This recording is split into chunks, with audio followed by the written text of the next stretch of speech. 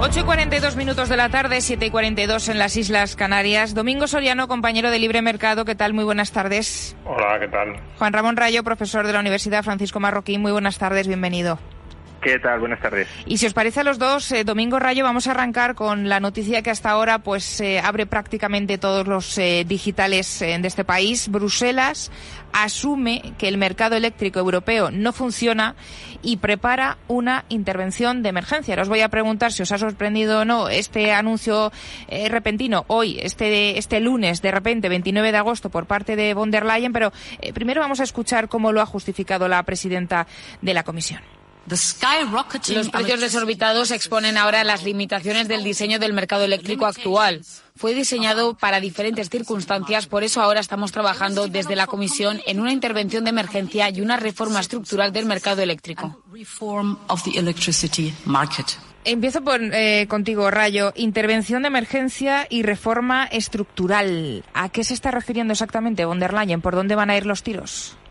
Bueno, realmente no lo sabemos, pero todo apunta a que se está planteando un abandono del mercado marginalista, de la formación de precios a través del mercado marginalista, donde básicamente la última tecnología que entra en el pool energético, que suele ser el gas, es la que marca el precio de la totalidad de la electricidad que se suministra. Esto, que mucha gente no lo termina de entender, lo ve como algo extraño, es tal como funcionan prácticamente todos los mercados. Quiero decir, cuando vamos a una frutería, pues si compramos manzanas, el frutero habrá comprado manzanas a agricultores que tendrán costes muy distintos, y el precio de las manzanas que compramos nosotros es el mismo para todas, con independencia de si parte de esas manzanas las ha vendido un agricultor que las ha producido muy barato u otro agricultor que las ha producido más caro. ¿Qué sentido tiene esta forma de establecer los precios? Pues aparte de que entenderemos mejor y también lo que puede tener más implicaciones en el medio o largo plazo en la reforma del mercado eléctrico que sugiere la Comisión, claro, si el productor que produce barato vende al mismo precio que el productor que produce más caro, y el precio de mercado lo fija ese productor que produce más caro, el productor que produce barato está ganando mucho dinero. Claro. Con lo cual todos los demás productores tienen fuertes incentivos a emular, a copiar al productor que produce tan barato. Si ha incorporado una determinada tecnología que le permite, en mi ejemplo anterior, producir manzanas de manera muy asequible, si todos los productores de manzanas empiezan a copiar esa técnica, ¿qué sucederá con el coste de las manzanas? Que bajará para todos y, por tanto, el precio bajará también para el consumidor en cuanto se generalice esa tecnología. Esto aplicado al mercado eléctrico, ¿en qué se traducía? Pues que sí es verdad que las renovables, también la nuclear, pero la nuclear está regulatoriamente bloqueada en Europa. Sí es verdad que las renovables generan electricidad de manera más barata que el gas. Pues claro, si las renovables venden su electricidad a precio del gas, se incentivará de manera muy intensa la inversión en renovables. Y eso es lo que buscaba la Comisión, que haya una transición energética desde el mercado. Pues, insisto, si es muy rentable invertir en renovables porque producen la electricidad muy barata y la venden al precio del gas, pues el propio mercado será el que empujará esa transición energética acelerada. Ahora esto se va a abandonar, o aparentemente todo apunta a que se va a abandonar, y por tanto no será como en España el precio del gas el que fije o el coste del gas el que fije el precio en el mercado marginalista, ni por tanto el precio que recibirán las energías renovables, sino que, bueno, a lo mejor se toma una medida similar a la de España, de establecer un precio máximo del gas y compensar a los productores de gas, pero en todo caso lo que significa es que los incentivos de mercado para invertir en fuentes de energía alternativas, no solo renovables, sino también otras, pues van a desaparecer, con lo cual van a tener que ser los políticos los que indiquen al sector privado dónde tiene que invertir, en lugar de que sea el sector privado el que descubra qué fuentes de energía son las más rentables, las más eficientes. Como esto ya no estará en funcionamiento porque se lo van a cargar, serán los políticos los que lo hagan. Ahora bien, y termino con esto, ¿va a suponer esto un cambio gigantesco en el modo de funcionar del sistema eléctrico europeo?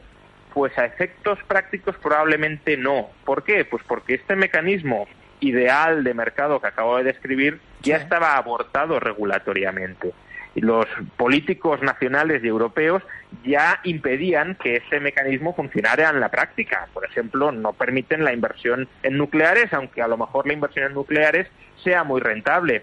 Además, querían que se invirtiera más en renovables de lo que a lo mejor el mercado en un momento determinado quería invertir. Y por eso se han puesto durante décadas a establecer subsidios políticos, no de mercado, sino políticos a determinadas fuentes de energía y penalizaciones o trabas a otras, con lo cual los políticos en gran medida ya condicionaban en qué fuentes de energía se podía invertir o no se podía invertir. Lo que pasa que, claro, a partir de ahora ya ese control o esa planificación va a tener que ser prácticamente total si se cargan el funcionamiento del mercado eléctrico. Hay que decir que, Domingo, la vicepresidenta tercera del Gobierno, ministra para la Transición Ecológica, Teresa Rivera, acaba de valorar este anuncio hecho por la presidenta de la Comisión Europea. Dice, es un movimiento interesante, aunque probablemente nos hubiera gustado haberlo visto hace un año. Así es como se ha referido en una entrevista hace pocos minutos en el canal 24 Horas la ministra Teresa Rivera. ¿Qué esperas tú, Domingo, de estas medidas excepcionales en un momento excepcional que decía von der Leyen para tratar de intervenir de emergencia y pues el mercado eléctrico y ver si se puede encontrar una solución o no? Claro. Sí, bueno, espero algo parecido, yo creo, a lo que decía Juan Ramón de terminar con el sistema marginalista o cambiar la forma en la que se determinan los precios es lo más probable. Y bueno, aquí yo haría 3 apuntes. Lo primero, un poco esto último que estaba comentando Juan Ramón, es muy importante. Cuando dicen, preparamos una intervención de emergencia, oiga, el mercado ya estaba intervenido. El mercado de la energía es uno de los mercados más intervenidos, uno de los sectores con más regulación y en el que los políticos han metido más la mano. De hecho, hablamos de mercado de la energía, pero no es un mercado, o no tal y como yo lo entiendo, porque la regulación y la intervención política es excesiva, con lo cual lo que van a hacer es tratar de arreglar lo que ellos han roto, casi podríamos decir, en los últimos años. Luego, en segundo lugar, si tú cambias las reglas del juego, lo digo por esto del sistema marginalista, la gente dice, no, es que ahora es injusto esto, que se cobre todo al precio de la energía más cara. Si tú cambias las reglas del juego, también cambiarán cómo los agentes llegan a ese mercado o cómo los agentes plantean los precios. Es decir, hay muchos sectores, pues yo qué sé, desde los hoteles a las aerolíneas, en los que vemos que se fijan unos precios que van variando mucho a lo largo del año y que en determinados momentos incluso hay productores que pueden fijar precios incluso por debajo de costes, asumir que durante unos pequeños días o semanas pueden perder dinero. Y lo hacen porque saben que en otros momentos van a poder cobrar más.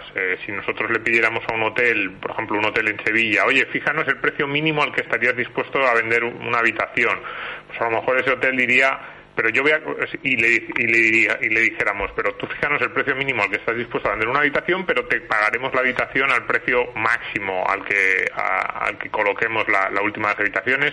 Por ejemplo, si nosotros vendiéramos paquetes de habitaciones, ¿no?, de diferentes hoteles. O sea, a lo mejor ese hotel decía, bueno, pues yo te vendo la habitación siempre a 25 durante todos los días del año, es mi precio de entrada, porque, bueno, a ese precio por lo menos cubro los costes variables y bueno, pues ese precio mínimo. Pero lo hace ese hotel, por ejemplo, en Sevilla, porque sabe que en Semana Santa, en feria, en verano, en los momentos puntuales pico del año, va a haber gente que no va a poder, evidentemente, ir a ese precio y va a poner precios de 150, 200, 250 euros, y a él dice, bueno, pues ya está, yo en los meses de febrero o de noviembre, que son meses de muy baja demanda, cobro ese mínimo, en los meses de muy alta demanda cobro como cobre el último que entra al mercado. Si nosotros a ese hotel le decimos, no, pero te vamos a pagar por la oferta que tú hagas, entonces ya no va a poner 25 euros en febrero, no va a poner 25 euros todos los días del año. Lo que va a hacer es tratar de mirar más o menos cada día cuál es el precio que puede cobrar en función de cuál sea también la demanda de viajeros y cuál estime que, si nosotros, por ejemplo, si somos un tour operador, cuántos viajeros tendremos en cada uno de esos momentos. Y probablemente lo que va a ocurrir al final es que el precio que va a cobrar va a ser más alto, porque en esa estimación va a intentar siempre tirar un poco por arriba. Si nosotros le decimos, pon el precio más bajo posible al que tú entrarías en ese tipo de ofertas, pero te pagaremos por el último entrante, por el que cobre el último entrante. Su incentivo es a decirte el precio que realmente para él es más eficiente y para el precio en el que los días que realmente no hay nada de movimiento más puede ganar. Pues un poco algo así podríamos hacer el equivalente en mercado eléctrico. Si nosotros cambiamos las reglas del juego, las empresas cambiarán la forma de entrar a ese mercado y ya no dirán esos precios de cero que decían ahora, porque evidentemente marcaban esos precios cero o muy cercanos a cero porque sabían que iban a cobrar el precio no iban a cobrar ese precio todos los días, y si había tecnologías que entraban más caras al mercado cobrarían más cara, entonces van a cambiarlo. Y luego, en tercer lugar, una cosa importante, en Europa en general estamos dándole vueltas a un trilema con la energía, una especie de tres patas que son incompatibles. Es decir, hemos decidido que queremos un sistema eléctrico 100% renovable o lo más cercano. Bueno, estamos lejísimos, pero digamos que ese sería como una especie de objetivo, acercarnos a ese 100% renovable. En segundo lugar, queremos que sea muy, muy, muy barato, lo más barato posible, y que las empresas no ganen dinero. Y en tercer lugar, queremos que sea fiable y estable. Y es como, mira, no, las tres cosas son incompatibles. Por lo menos una tienes que dejar. Es decir, si quieres que sea 100% renovable y barato, entonces no va a ser ni fiable ni estable, entonces va a tener apagones. Bueno, pues si solo tiene renovables puede ser relativamente barato, habría que ver cuánto, pero entonces vas a tener apagones, pues no tiene suficiente potencia instalada para todos los momentos del año, sobre todo cuando las renovables no estén funcionando. Si quieres que sea 100% renovable y fiable y estable al 100%, pues entonces lo que no va a ser es barato, lo vas a tener que pagar vía factura o vía subvenciones por parte del poder público. Y si quieres que sea muy barato, fiable y estable, eso ya lo tenías, y es que no sea renovable. Entonces deja que las fuerzas del mercado y sobre todo que las tecnologías más eficientes, la nuclear, pero también muchas veces las energías fósiles, entren en juego.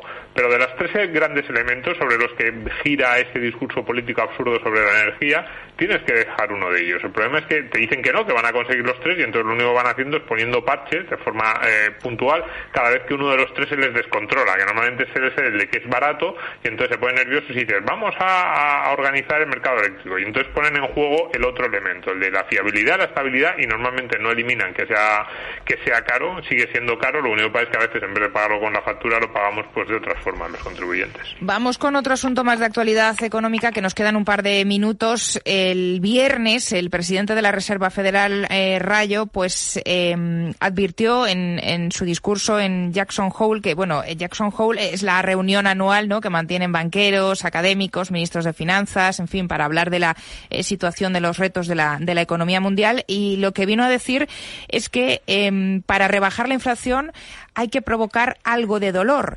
¿Qué pasa? Que inmediatamente después, pues los mercados internacionales se desangran, el contagio, por ejemplo, en Europa fue instantáneo, una ola de reacciones en todos los índices de todo el mundo. Yo no sé si esto causó tanta sorpresa o no, y si no se podía deducir que el mensaje del presidente de la Reserva Federal iba a ir por aquí, ¿no?, que para restablecer la estabilidad de los precios, pues probablemente habrá que mantener una política monetaria restrictiva durante algún tiempo.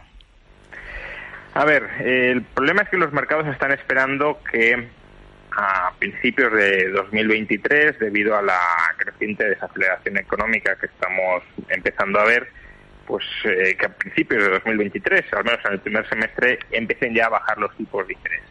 Y claro, si esas expectativas se instalan en los mercados, entonces el objetivo que busca a corto plazo la Reserva Federal, que es que se endurezcan las condiciones financieras, pues no se va a materializar, porque si los bancos ya anticipan que en 8 meses van a volver los tipos de interés bajos, pues ahora mismo ya los tipos no van a subir tanto. A lo mejor suben un poquito, pero no tanto como deberían subir. O el Euribor a un año tampoco subirá tanto como debería subir. Con lo cual, como esa es la expectativa que se estaba empezando a instalar en los mercados, han tenido que salir los bancos centrales a decir, por cierto, una frase que yo llevo pronunciando alrededor de un año, y es que la inflación solo se cura con dolor. Es verdad. Es decir, han salido a decir, también el Banco Central Europeo dijo algo muy parecido, que curar la inflación o controlar la inflación requerirá de sacrificios. Básicamente lo que están diciendo es, miren, aunque la economía se frene, aunque entremos en recesión, nosotros no vamos a cambiar el rumbo. El rumbo es subidas de tipos de interés, restricción de la política monetaria. Y mientras la inflación no esté absolutamente bajo control, por mucho que caiga la economía, nuestro objetivo es luchar contra la inflación. No se confundan. Y ese es el mensaje que han querido trasladar. Ahora, Esto es relativamente fácil de decir. Es verdad que conlleva consecuencias, como lo que tú mencionabas, de que el viernes los mercados se dieron un buen batacazo, pero es relativamente fácil de decir cuando la economía no está en recesión. Ahora falta por ver qué sucederá realmente si la economía entra en recesión, ya sea la europea, ya sea la estadounidense, si el desempleo empieza a aumentar, es decir, si las colas de parados empiezan a alargarse. En ese contexto, ¿qué harán los bancos centrales si la inflación no está bajo control? Porque si está bajo control no hay duda de lo que harán, pero si no está bajo control, ¿qué harán? ¿Priorizar la lucha contra la inflación o incorporar en su política monetaria también la lucha contra la recesión? Y lo que nos han dicho es que priorizarán sí o sí la lucha contra la inflación, pero de nuevo, hasta que no estemos en esas circunstancias, hablar es muy fácil, es muy barato, y los mercados, pues hombre, sí, claro, corrigieron un poquito, pero se siguen sin creer plenamente lo que están diciendo los banqueros centrales. De hecho, basta con ver las expectativas de tipos de interés para 2023 y sí, han aumentado un poco, pero se siguen descontando recortes de los tipos de interés por lo que está por llegar. Domingo, acabo contigo. Sí, es llamativo en ese sentido la diferencia que hay entre lo que dicen y lo que el resto parece que creemos o que no tenemos muy claro. A mí lo que más me ha llamado la atención, quizás, fíjate, más que lo que han dicho los políticos, los bancos, también son políticos, los banqueros, sí. El banquero central, el presidente de la Fed estadounidense, es que los europeos, estaba leyendo las declaraciones de los miembros europeos, de Olli Rehn, de la agencia Reuters, que citaba a varios miembros del Consejo de Gobierno del BCE, que todos ellos mantenían que el Banco Central Europeo va a seguir la línea que se anunció hace unas semanas de aumentar los tipos un poco más rápidos y de forma un poquito más importante de lo que se había previsto a lo mejor en junio o julio, ¿no? Y eso sí que yo creo que es buena decisión, yo creo que es lo que deben hacer. Y lo que nos dice es que si en Estados Unidos ya están diciendo cuidado porque la inflación se va a curar con dolor, en Europa, que a lo mejor durante unas semanas o unos meses pudo parecer que el banquero central, Christine Lagarde, en general el BCE, pues tomaba una posición algo más menos de halcón, pues ahora parece que no, parece que ya nos hemos dado cuenta de que o actuamos con determinación o esto se puede consolidar. De hecho, yo estaba viendo una presentación que hizo una experta en Banco Central Europeo diciendo que mucho cuidado porque como no atajásemos ya las expectativas de inflación se podían consolidar y podíamos generar esos temidos efectos de segunda vuelta. Pues lo que no es solo en Estados Unidos los que hacen esas declaraciones, sino también los políticos europeos o los políticos encargados de la política monetaria en Europa, con una cuestión que si dice Rayo que no todos nos acabamos de creer o que no, el mercado parece que no se acaba de creer las palabras de Powell, yo diría que es aún menos creíble lo que llega desde Frankfurt o lo que llega en Jackson Hole, pero los políticos enviados desde Frankfurt. Digamos que los políticos europeos son mucho menos creíbles todavía en esto que los norteamericanos y es lógico que lo sean. Así que vamos a ver qué es lo que hay finalmente detrás de esas palabras y si cumplen o no cumplen con los mensajes que han tratado de mandar. Porque es verdad que yo creo que lo que les encantaría a los banqueros centrales, y yo termino con esto, es que nos creamos que iban a ser tan duros como decían que iban a ser, y que esa creencia, digamos, controle un poquito el miedo, ¿no? La técnica del miedo. Eso es, un poco lo que hizo Draghi en 2012, que no tomó ninguna medida, pero diciendo que las tomaría si era necesario, parece que controla la situación. Pues yo creo que están intentando jugar a eso, pero en este caso